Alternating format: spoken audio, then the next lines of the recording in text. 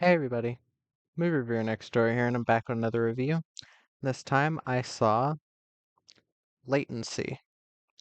This is a sci-fi horror thriller film directed by James Croak from 2024, and it stars Sasha Luss and Alexis Wren.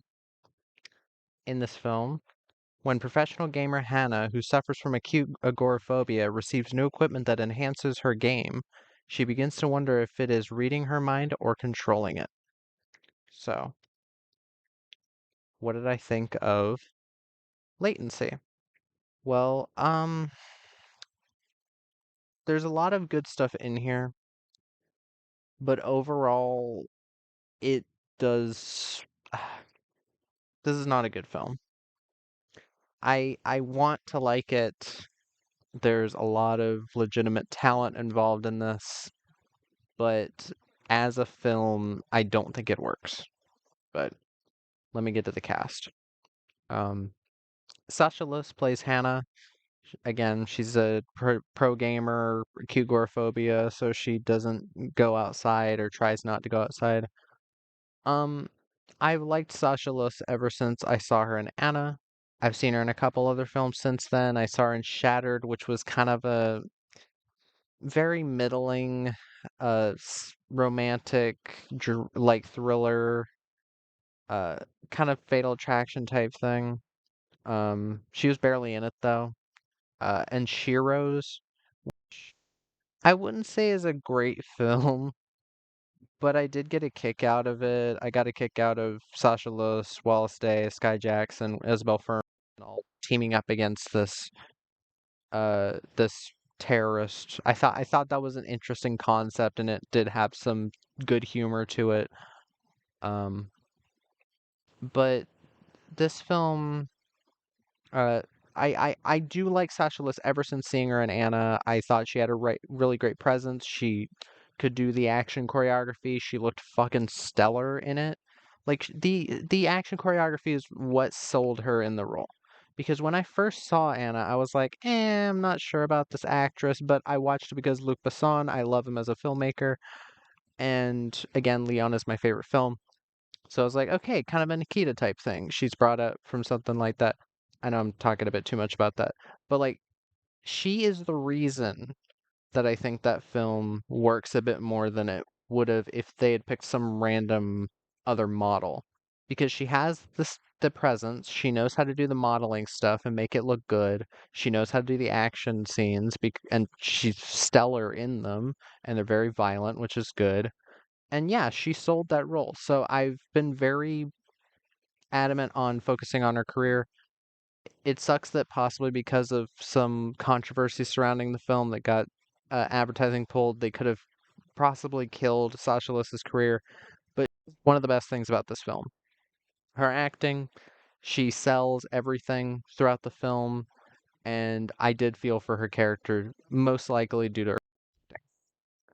Alexis Wren plays Jen, who is Hannah's friend. I think they're hinting at them being lovers, i- having a relationship, but they never really go anywhere with that. So maybe it's just in my head. Maybe it's because nowadays I'm expecting there to be a gay something and everything. But I thought she did a pretty good job as well, even though I wish she was in a bit more of the film. Um, so with this film, you have this idea that it's kind of similar to a Black Mirror episode named Playtest. I think it was season 3. I'm pretty sure it had um Kurt Russell's kid, Wyatt Russell, and Hannah John Kamen, who's an actress that I do quite like. Um, I remember liking the premise of the episode, but hating the ending because I knew some kind of ending like that was coming, but I didn't like how it happened. Um, but like this is kind of like if that episode was bumped up to feature length, but they don't. I feel like this is a premise that should have been made into like a 20-minute short film because the most interesting parts of this film are before she gets into before we get into the psychological horror stuff of the last half of the film, because the first half of the film, you have quite a bit setting up these characters, and then it gets this device and is starting out with it, and nothing weird is happening yet.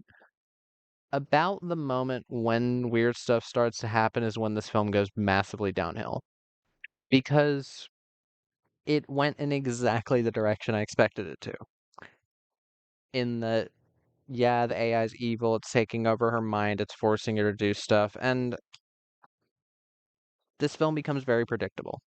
It reminds me of a ton of psychological thrillers from back in the day where characters are not being believed by certain people or you can't trust anything that you're seeing on the screen, and I'm not a fan of that.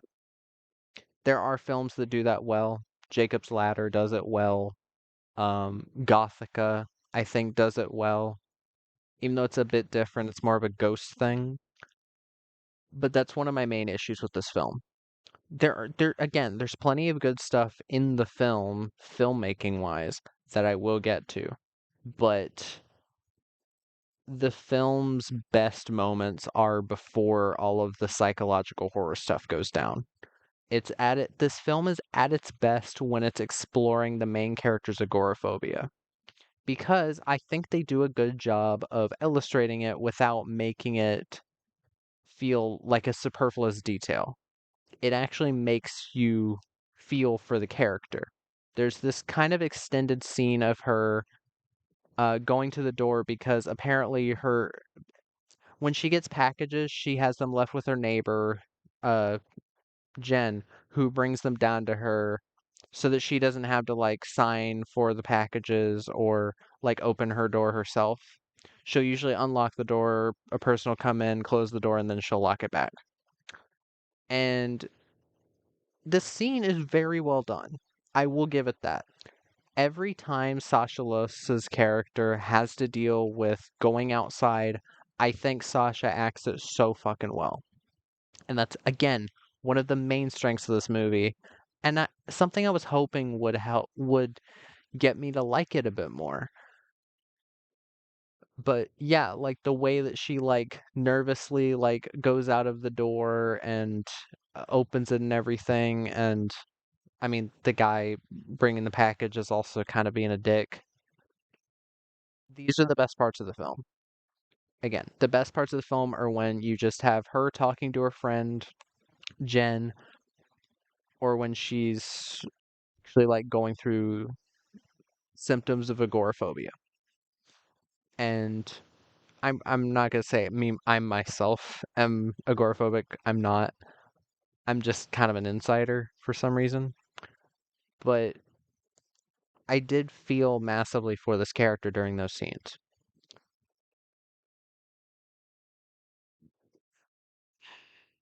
But yeah, what I mean by the psychological horror stuff is very cliche. It's your cliched like looking down a hallway, looking back, there's a ghost, there's the amount of days that have passed. She's like, "Oh, my friend was here yesterday," and he's like, "I haven't seen her in 5 days." Like, it's it's exactly what you'd expect from, again, psychological horror movies from the early 2000s or psychological thrillers where it's like you have the unreliable protagonist because you're seeing things through their eyes and they're like crazy or whatever, or they're going through some weird sci-fi landscape. And I'm not a fan of that. I think it is very poor writing. And what you could have done with this instead of going down that road is like this, you could have gone down an interesting path of this like character study, which they do at times. Again, the best parts of this film are when Sasha List is just acting and having to face her agoraphobia and actually go against it. Those are the best parts of the movie. And I feel like that should have been the main focus rather than her with the AI because they don't do much with it. It's just kind of, it feels kind of like a side plot at times. So I kind of wish this movie wasn't about the AI at all. it and okay, they can have a movie about the AI, but if you do, make it the main focus. It feels like this film wants to be both a drama about an agoraphobic person who wants to face their fears and get out there and stop being in the same place in life, and a person who is stuck in this AI world uh with no means of escape. But yeah, if they're not going to focus on one mainly, then wish that they just drop the one that they're not focusing on. Um, One thing I did notice in this film, I did look it up after this, and apparently I'm right. This film was edited down from an R rating to PG-13. And the reason I was thinking that was because on IMDb and on Letterboxd, it's listed as 94 minutes, and the version I saw was an hour and a half.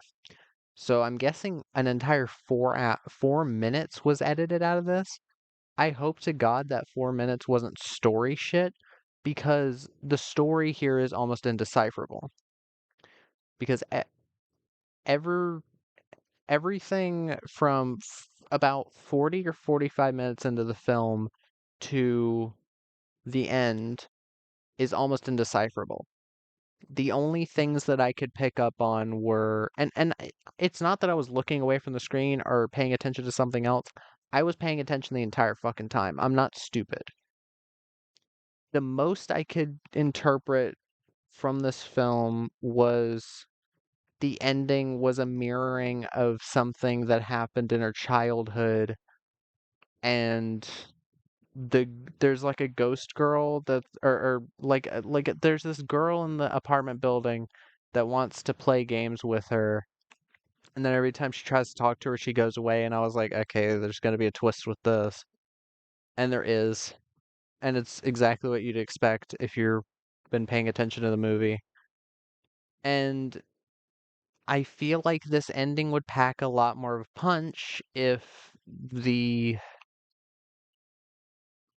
if they did more with the story than just your random psycho horror nonsense. Because very key events in the plot are just kind of brushed over. Like a big thing happens in the film and it just kind of comes out of nowhere, and you're like, wait, that was weird. And then later a certain thing is confirmed and it just doesn't hit like it should. I'm not going to give it away because I don't want to spoil this film. I really don't want to get too in depth on it. I'm just mostly disappointed with how this film goes about its story. But yeah, if you know it's like, uh-oh, the camera froze, my bad. If you know the event I'm talking about, but it's a big event in the plot that plays into the ending. But yeah, the big thing this film needed was a more straightforward story. I mean, possibly not even didn't need to be feature length, but yeah, whatever. I do want to talk about the good things about this film though, because there's plenty of good things. Um, oh yeah, another thing, the pace does stumble quite a bit in the second half, even though that's supposed to be where all the exciting stuff happens. It just doesn't seem to know if it wants like fast-paced like jump scare horror or slow contemplative like psychodrama stuff at times where she's talking to the AI and conversing with it. I don't feel like this movie knows exactly what it wants to do at times. But uh again, I do want to say Sasha Luss deserved a better script, deserved better everything for this film, because I think she is fully into this character and she plays it so fucking well. The visual effects on display are really good quality, especially for what was possibly a pretty lower budget film. I'm guessing like 10, uh, 10, 12 million budget, but like the effects for like the VR game she's playing earlier on, pretty good, where she's like shooting these monsters in her room, and there's like room scale and stuff. It's pretty cool looking. Kind of just makes me wish for a Sasha Luss movie where she's just shooting monsters, but all right. Um, the the cinematography was done by Wich K. Sayananda, who directed uh Ballistic Expert Sever, which, like I said in my review of that, I don't think it's nearly one of the worst movies of all time. It was actually quite entertaining at times, and has some like insane stunts in it. Look at my review of that for more information on what I mean. Uh, but um, the way he shoots the film is really gorgeous. There's some really nice camera angles, some nice camera work, and he makes a lot out of this very small space. We never leave this apartment building. There's like a couple times where you see a hallway or the top of the building, but for most of the film, it's very claustrophobic, and I do think it adds to the feel of the agoraphobia that the character's experiencing. The score by J Punch, very well done. One of the biggest highlights in the film alongside Sasha Luss. Very, I like this like kind of overlapping theme of the that Russian song from Tetris, that da da da da da da da. There's like a cool like 8-bit or like kind of upgraded version of that song that plays. That's I like how um kind of unsettling it somehow makes that song. I forgot what the name of the song is, but you know the song I'm talking about if you've played Tetris. Um, but yeah, I again, even with these things I enjoy, I can't recommend this film. I don't think it does a lot of the horror aspects well, and that's what it's mainly trying to be as a sci-fi horror film. I think if it stuck to being specifically just sci-fi drama and it mostly focused on her agoraphobia, I think that would have been a way better film and a lot more emotionally a lot more emotional in general. But as it stands, I'm just kind of disappointed in the film overall. But yeah, that was my review of Latency. If you've seen the film, let me know what your thoughts are in the comments down below. If you have any recommendations, put them down there as well. And movie reviewer next door out.